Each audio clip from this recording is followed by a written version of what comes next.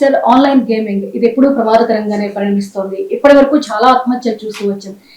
తాజాగా అత్యంత దురదృష్టకర ఘటన ఒకటి వెలుగులోకి వచ్చింది సార్. కొరియన్ గేమ్ కి 3 బాలికలు బలైపోయారు. మైనర్ బాలికలు సూసైడ్ చేసుకున్నటువంటి ఘటనని మనం చూస్తున్నాం.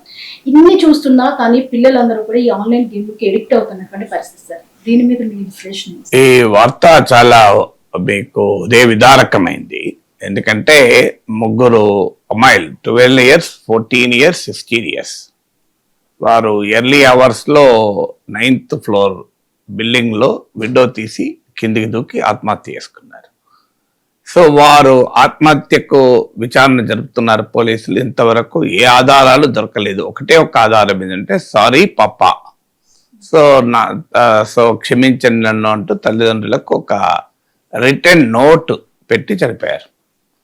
సో ఎంత హృదయ విదారకమో చూడండి. ఒక్క చెల్లెళ్ళ 3 ఒకే కుటుంబాల్లో. సో ఏంటి ప్రాబ్లము అని పోలీస్ ఇన్వెస్టిగేట్ చేస్తే గోడల పైన I'm very very alone, my heart is broken అని ఇలాంటి రాతలు కనిపించాయి. సో ఏంటి అని స్టడీ చేస్తే ఒక భయంకరమైన వాస్తవం.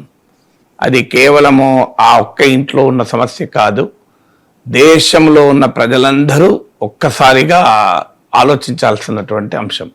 This is not an isolated event are isolated case of suicide.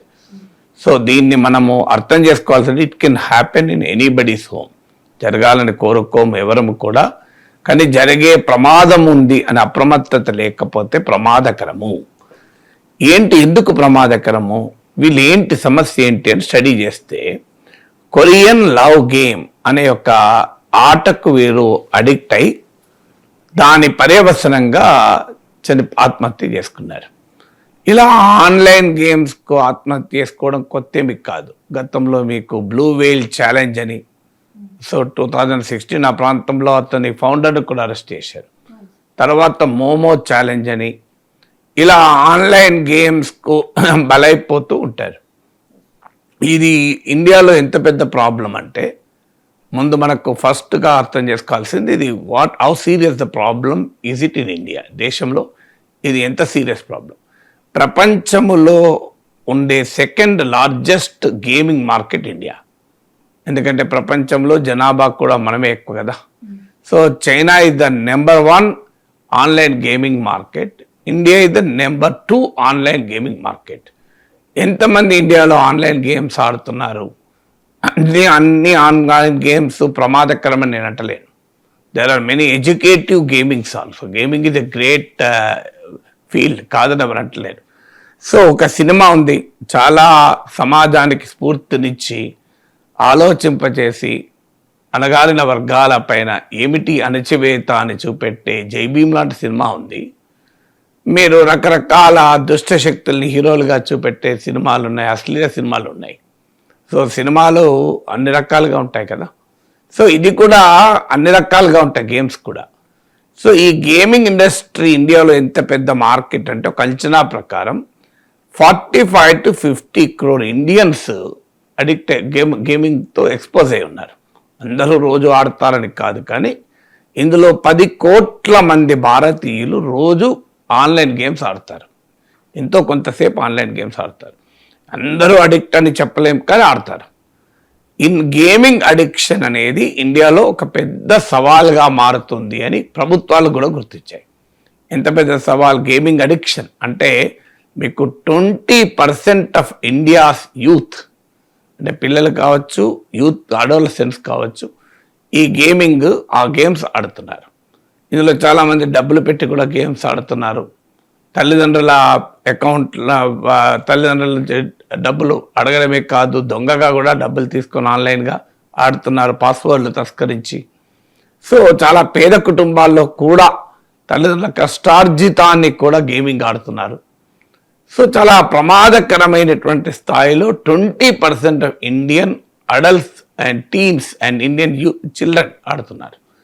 So ఇది గుర్తించి మన దేశంలోనే కాదు, ప్రపంచవ్యాప్తంగా దీనిపైన రెస్ట్రిక్షన్స్ పెట్టారు. ఉదాహరణకు మన దేశంలో కూడా ఇటీవల కొంతకాలం క్రితం promotion and regulation of online gaming అని ఒక చట్టం వచ్చింది. ఈ చట్టం డబ్బుతో ఆన్లైన్ గేమ్స్ ఆడడం నిషేధించింది. డబ్బుతో ఆన్లైన్ గేమ్స్ ఆడకూడదని, అలాగే టైం లిమిట్లు పెట్టింది, రకరకాల అడ్వర్టైజ్మెంట్ల పైన రెస్ట్రిక్షన్ పెట్టింది, మీకు ఆన్లైన్ గేమ్స్ను ప్రమోట్ చేసిన సినిమా స్టార్స్ పై కూడా మన తెలంగాణలో కూడా కేసులు పెట్టారు. సో ఈ ప్రాసెస్ అంతా జరిగింది. చాలా సీరియస్ హెవీ ఫైన్, జైలు శిక్ష కూడా ఇలాంటి ఆన్లైన్ గేమ్స్ను ప్రమోట్ చేస్తున్న వారిని పైన సీరియస్ కేసెస్ కూడా పెట్టారు. మన దేశంలోనే కాదు, ప్రపంచవ్యాపితంగా ఈ ఉపద్రవాన్ని గుర్తిస్తున్నారు. టూ లేట్ కావచ్చు, టూ లిటిల్ కావచ్చు. So but the world is waking up to this challenge. So మీకు ఈ ఆన్లైన్ గేమింగ్ ప్రమాదాన్ని గుర్తించి ఇప్పుడు చైనాలో టైం రెస్ట్రిక్షన్స్ పెట్టారు. అంటే డైలీ ఒక 1 hour కన్నా ఎక్కువ ఆడకూడదు అని. అలాగే మీకు చైనాలో ఇతర రకాల రెస్ట్రిక్షన్స్ కూడా పెట్టారు. అలాగే మీ సౌత్ కొరియాలో లేట్ నైట్ పిల్లలు గేమింగ్ ఆడడాన్ని నిషేధించారు. లేట్ నైట్ యాక్సెస్ ఉండకుండా చేశారు. సో ఇలా బెల్జియం అండ్ నెదర్లాండ్స్లో మనీతో గేమింగ్ ఆడకుండా నిషేధించారు. ఆస్ట్రేలియాలో కూడా రెస్ట్రిక్షన్స్ పెట్టారు. ఇలా ప్రపంచవ్యాప్తంగా అనేక రకాల ఆంక్షలు పెడుతున్నా కూడా ఈ గేమ్స్ నియంత్రించడం అనేది two little and too late, అంటే చాలా తక్కువ ప్రభావాన్ని చూపుతోంది నివారించడంలో. అది కూడా ఆలస్యంగా. ప్రమాదం జరిగినాక బ్లూ వేల్ ఛాలెంజ్ అప్పుడు చూసాం, మోమో ఛాలెంజ్ అప్పుడు చూసాం. అలాగే మీకు ఈ కొరియన్ లవ్ గేమ్ ఏంటి, ఈ అన్నిట్లో కూడా ప్యాటర్న్ ఒకటే. ఇప్పుడు కొరియన్ లవ్ గేమ్ కూడా ఏంటి అంటే ప్యాటర్న్, నాకేమీ గేమ్స్తో ఎక్స్పోజర్ లేదు, కానీ ఈ వార్త చలించి వేసింది నన్ను. చూశాక అర్థమైంది ఏంటంటే మీకు అన్ని గేమ్స్లో కామన్ ఏంటంటే ఆన్లైన్లో ఒక స్ట్రేంజర్ నీకు లింక్ అవుతారు. సో ఇప్పుడు మీకు పబ్జి గేమ్ చూసాం, ఏకంగా యుద్ధం చేసుకోవడమే బ్యాటిల్ గ్రౌండ్, అది పబ్లిక్ బ్యాటిల్ గ్రౌండ్ అది. సో మీకు చంపుకునేదాకా ఆయుధాలు ఇస్తారు, కొట్టుకుంటూ. దానిపైన పెద్ద చర్చ జరిగింది, పబ్జి బ్యాన్ చేయాలి అని. సో ఆన్లైన్ గేమ్స్కి ఉండేటువంటి డైమెన్షన్ ఏంటంటే నీకు టాస్క్ ఇస్తారు, అందుకే దీన్ని మిస్యూజ్ చేయొచ్చు, గేమింగ్ ఇండస్ట్రీని ఉపయోగించవచ్చు. చాలా ఛాలెంజింగ్ టాస్క్ ఇచ్చి, ఇంటలెక్చువల్ టాస్క్ ఇచ్చి నీ మేధో సంపత్తిని పెంచవచ్చు కూడా. అదే సమయంలో నీలో ఉన్న క్రియేటివిటీని పెంచవచ్చు, నీలో ఉన్న ఎక్స్ప్లోరేటరీ మైండ్ను పెంచవచ్చు గేమింగ్తో. అందువల్ల gaming is a very creative industry.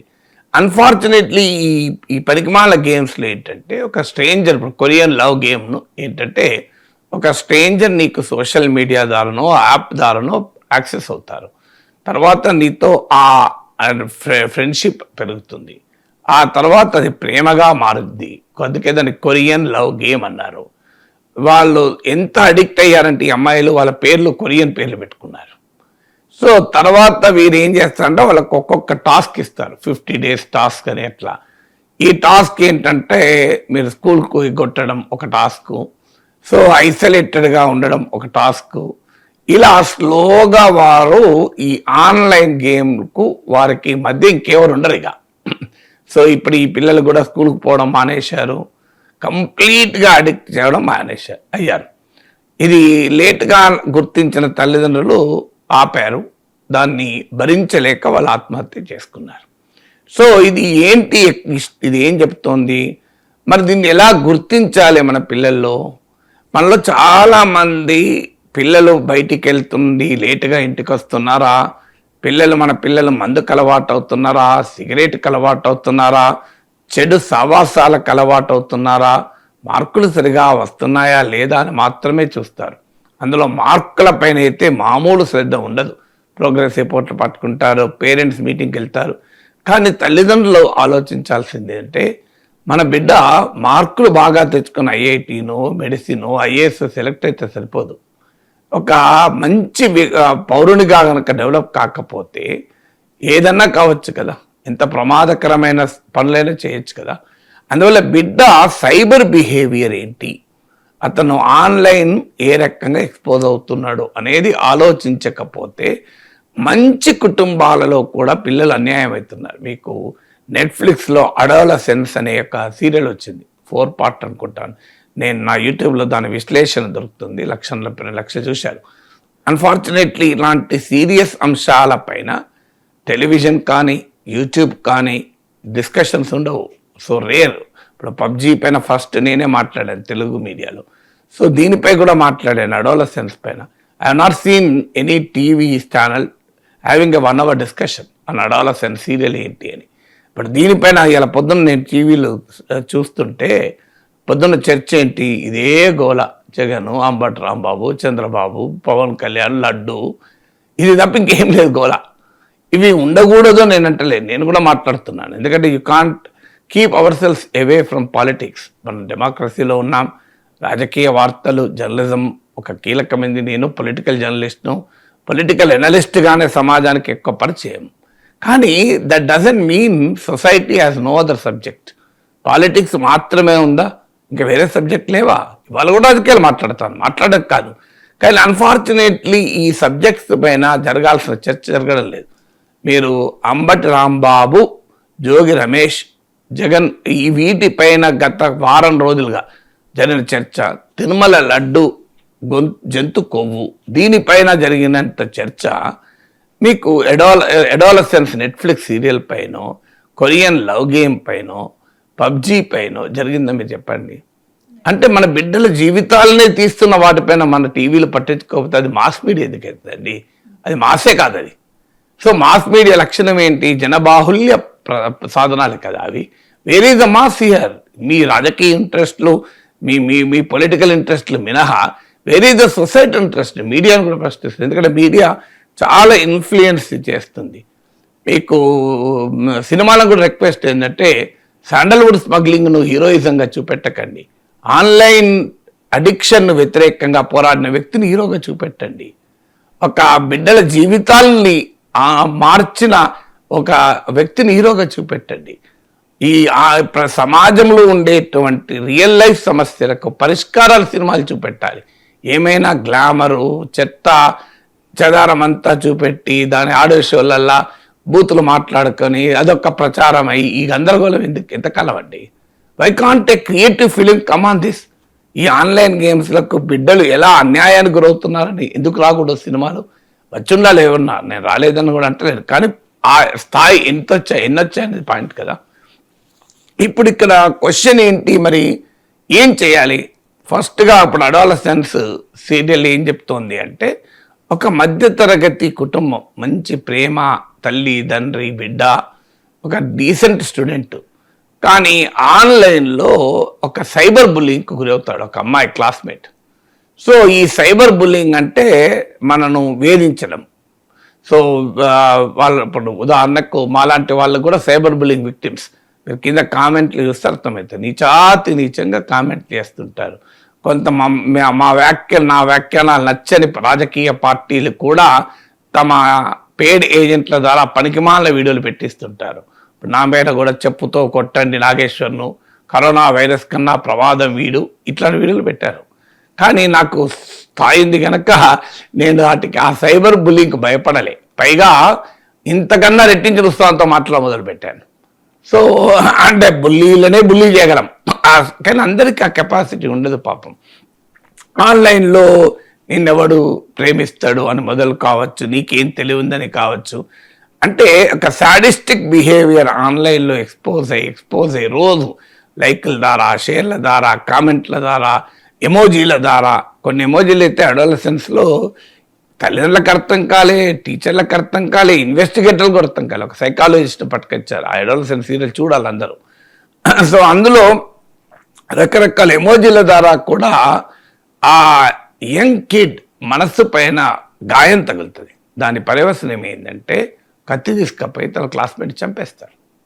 So అంతటి మైక్రో అగ్రెషన్ అంటారు దాన్ని. అంటే చిన్న చిన్న కోపం పేరుకుపోయి ఒక భయంకరమైన హింసకు ఆ బిడ్డ, హింస చరిత్ర లేదు, నేర ప్రవృత్తి లేదు, మంచి కుటుంబం, చాలా కలతలు లేని కుటుంబం, బిడ్డ మంచివాడు, కానీ ఈ సైబర్ బుల్లింగ్కు బాధితుడై మైక్రో అగ్రెషన్ పోయి ఆ అగ్రెషన్ పెరిగి చివరకు ఒక హత్య చేసే స్థాయికి వస్తాడు. ఇప్పుడు ఏం చెయ్యాలి? హత్య చేశాడు కనుక అతను హంతకుడిని శిక్షించాలా, లేదు ఇతడు హంతకుడుగా మారటానికి దారి తీసిన పరిస్థితులు, ప్రాసెసెస్ను విశ్లేషించి దానికి కూడా బాధ్యుల్ని శిక్షించకూడదా? ఎందుకంటే ఒక ఈవెంట్ చూస్తాం మనం, కానీ దాని వెనకాల ఒక ప్రాసెస్ ఉంటుంది. ఇలా నీరు ఆవిరవడమే చూస్తాం, కానీ ఆ నీరు 100 డిగ్రీల సెంటిగ్రేడ్ వరకు మరుగుతూ ఉండడం process. So we don't see the process, we see the event. ఇప్పుడు ఆత్మహత్య అనేది ఒక ఈవెంట్. ఆ ఈవెంట్ వెనకాల ఆ బిడ్డలు నెలల తరబడి ఈ ఆన్లైన్ గేమ్కు అడిక్ట్ అయి వారి మానసిక ప్రవృత్తి తీవ్రమైన ఒత్తిడికి మార్పులకు గురవుతున్నా పట్టించుకొని చూడని పర్యవసనం కదా ఇది మన ఇళ్ళల్లో కూడా జరగచ్చు కదా.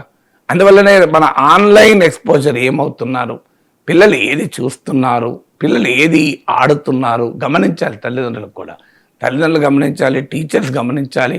అఫ్ కోర్స్ సమాజము, ప్రభుత్వము ఇలాంటి గేమ్స్కు యాక్సెస్ లేకుండా చేయాలి. అంటే it can not be only one thing, it should be like a drug abuse. ఇలా లిక్కరు, మద్యము, సిగరెట్లు, డ్రగ్స్ ఎలా సమాజాన్ని అన్యాయం చేస్తున్నాయి. అందులో డ్రగ్స్ పైన మనం ఎంత జాగ్రత్తగా ఉండాలని కోరుకుంటున్నామో ఆన్లైన్ గేమ్ కూడా ఒక డ్రగ్ లాంటిది. It's like a drug abuse. So దానికి ఎలా ఆపాలి అన్నప్పుడు ప్రివెన్షన్, నివారించాలి. నివారించడం ఎలా, ముందు గుర్తించాలి ఏంటి ప్రాబ్లం అని.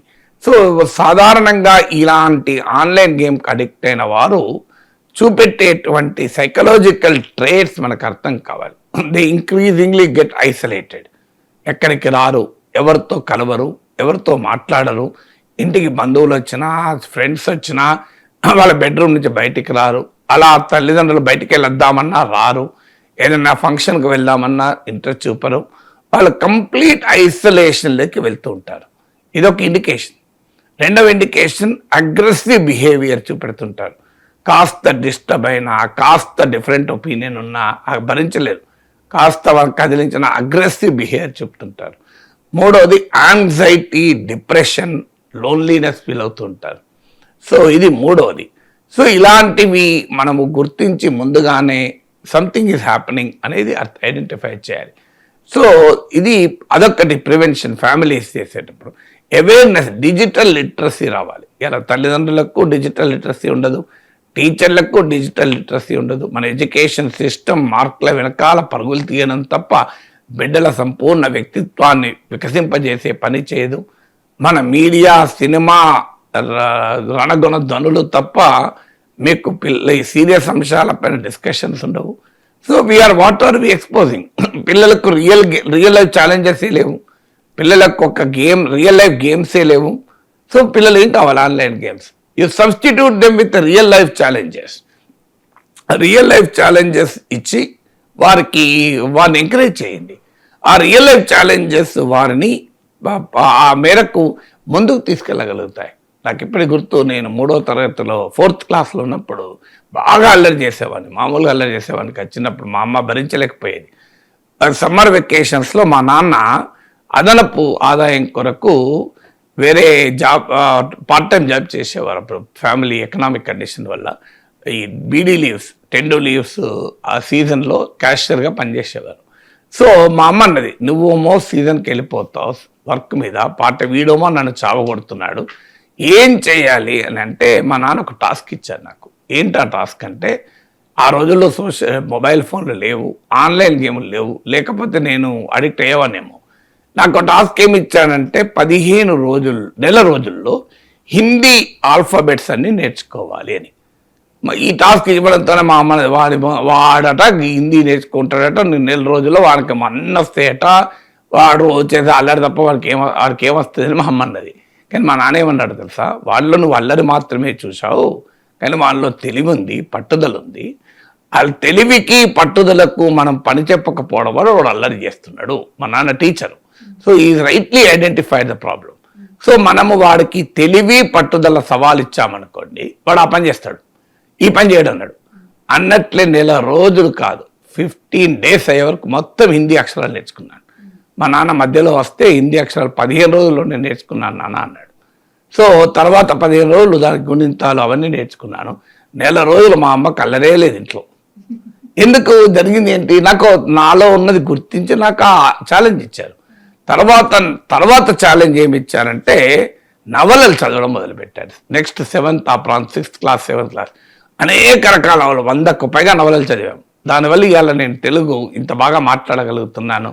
సో ఆ నవలలు మీకు రకరకాల నవలలు, హౌస్ సర్జన్ లాంటి కొమ్మూరి వేణుగోపాల నవలలు, యుద్ధనపూడి సులోచన రాణి, కోడూరి కౌసల్యాదేవి, ఈ సినిమాలు వచ్చేవన్నీ ఇట్లా నవలలే అన్నీ.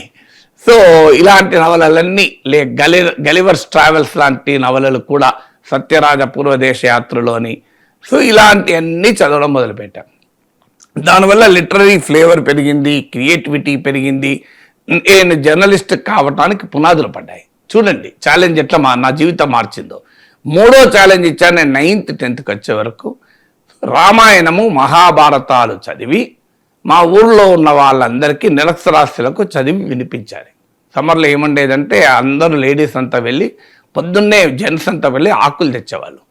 సో బీడీ ఆకులు, అవన్నీ తుడికాకులు తెస్తే మా ఆడవాళ్ళు మగవాళ్ళందరూ కూర్చొని ఆ ఆకుల్ని కట్టలుగా కట్టేవారు. సో అది ఫిజికల్ పని, ఇట్లా ఆకు తీసుడు వేదు మంచి ఆకు తీసి పెట్టడు.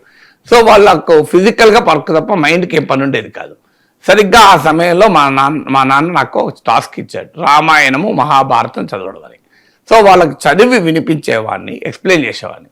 ఇవాళ నాకు వివరించే కెపాసిటీ వచ్చినా, భాష వచ్చినా, ఆఖరికి నా వ్యక్తిత్వం పైన ఆ శ్రీరామచంద్రమూర్తి ప్రభావం పడటానికైనా ఈనాటికి కూడా రామాయణం మీద మీరు 2 గంటలు డిబేట్ పెట్టండి, నేను మాట్లాడతాను. 2 hours డిబేట్ పెట్టండి. రామాయణ విశిష్టత గురించి, రామాయణ గొప్పతనం గురించి ఒక 2 గంటలు మాట్లాడగలుగుతాను. Anybody can come for a debate. So ఇదంతా ఏంటి, నా లైఫ్లోనే మీకు 3 ఉదాహరణలు చెప్పాను. ఒక హిందీ అక్షరాలు నేర్చుకోవడం ఒక ఛాలెంజ్, ఎన్ని నవలలు పూర్తి చేస్తామన్న ఛాలెంజ్, రామాయణము భారతం ఎన్నిసార్లు సమ్మర్ వెకేషన్లు చదువుతామన్నది. నేను 10th class లోపల 14 సార్లు చదివాను రామచరితమానసం. So this is how. అప్పటికి ఇంకా ఆన్లైన్ గేమ్స్ లేవు. నేను నా జీవిత అనుభవం మీకు ఎందుకు చెప్తున్నానంటే, మనం మన పిల్లలకు రైట్ కైండ్ ఆఫ్ ఛాలెంజెస్ ఇవ్వాలి, రైట్ కైండ్ ఆఫ్ ఎక్స్పోజర్ ఇవ్వాలి. లేకపోతే వాళ్ళు సెల్ ఫోన్ పట్టుకొని కూర్చుంటారు. వాళ్ళకి ఇంకో వర్క్ ఏముంటుంది, సెల్ ఫోన్ పెట్టుకొని ఉంటారు. మనము వాళ్ళకు వేరే ప్రపంచాన్ని చూపెట్టాలి. పొలానికి తీసుకెళ్ళండి, అక్కడ వ్యవసాయం ఎలా జరుగుతుందో చూపెట్టండి. ఇలా ఒక టాస్క్ ఇవ్వండి. వచ్చాక మీ ఇంట్లోనే ఒక పాట్ పెట్టి ఆ పాట్లో ఇన్ని గోధుమ గింజలు వేసి ఆ చెట్టు ఎలా పెరుగుతుందో అబ్జర్వ్ చేయండి. ఆ చెట్టు పెంచడం వర్క్ చేయండి. ల్యాండ్ ఉంటే చుట్టూ వాళ్ళకు ఒక 10 మొక్కలు ఇచ్చి ఈ మొక్కలు పెంచేటువంటి టాస్క్ ఇవ్వండి. So this is how you increase. లేదు వారికి ఇంకొక బొమ్మలు తయారు చేసేటువంటి టాస్క్ ఇవ్వండి. ఇలా మనం వారికి టాస్క్, వాళ్ళ మేధో సంపత్తిని పెంచి, వాళ్ళలో క్రియేటివిటీని పెంచి, వారికి ఆనందాన్ని ఇచ్చేటువంటి టాస్క్ ఇచ్చామనుకోండి, అది వారి జీవితంలో వరకు ఒక ఆనందం ఉంటుంది. They feel happy. సో ఆ రకమైనటువంటి వాళ్ళలో ఒక ఉత్సాహము, ఆనందమే కలదు. వాళ్ళకి ఆ ఎక్స్పోజర్ పెంచవు. లేకపోతే మొబైల్ ఫోన్ పట్టుకొని ఉంటారు. మొబైల్ ఫోన్ పట్టుకోవద్దని కోప్పడితే, తిడితే కాదు, వాళ్ళకు పట్టుకోవాల్సిన అవసరము లేని ఎక్స్పోజర్ ఇవ్వండి. అవసరం లేని ఎక్స్పోజర్ ఇచ్చామనుకోండి, దే ఫీల్ హ్యాపీ. అందువల్ల ఇలాంటి పనులు మనం చెయ్యాలి. సో దానికి అది ప్రివెన్షన్ అంటే. ప్రభుత్వం ఏం చేయాలి, ఇలాంటి ఆన్లైన్ గేమ్స్ అందుబాటులో లేకుండా యాక్సెస్ నిరోధించాలి. అయినా కూడా ప్రివెంట్ కాకపోతే ట్రీట్మెంట్ సరైన సమయంలో, ఈ యాంగ్జైటీ ఉందా, డిప్రెషన్ ఉందా, అగ్రెషన్ ఫీల్ అవుతున్నారా, ఐసోలేషన్ ఫీల్ అవుతున్నారా గుర్తించి సైకలాజికల్ కౌన్సిలింగ్ ఇచ్చి ట్రీట్మెంట్ చేయాలి. సో ఆన్లైన్ అంటే 3వది ఎంపతి. వాళ్ళని తిట్టకూడదు. ఇప్పుడు వీళ్ళు విక్టిమ్స్, మనకు అర్థం చేసుకోవాలి. వీళ్ళు నిందితులు కారు. ఇప్పుడు మీ బిడ్డ ఆన్లైన్ గేమ్ ఆడుతున్నాడు, డబ్బులు పెట్టి గేమ్ ఆడుతున్నాడు, మనం వెంటనే తిడతాం. తిట్టడం కాదు పరిష్కారం. They are not accuse. వాళ్ళు నేర ప్రవృత్తి కలిగిన వాళ్ళు కాదు. వాళ్ళు డబ్బులు పెట్టి రెమీ ఆడుతున్నారంటే you should not think that they are doing a crime. They are victims of an exposure to crime.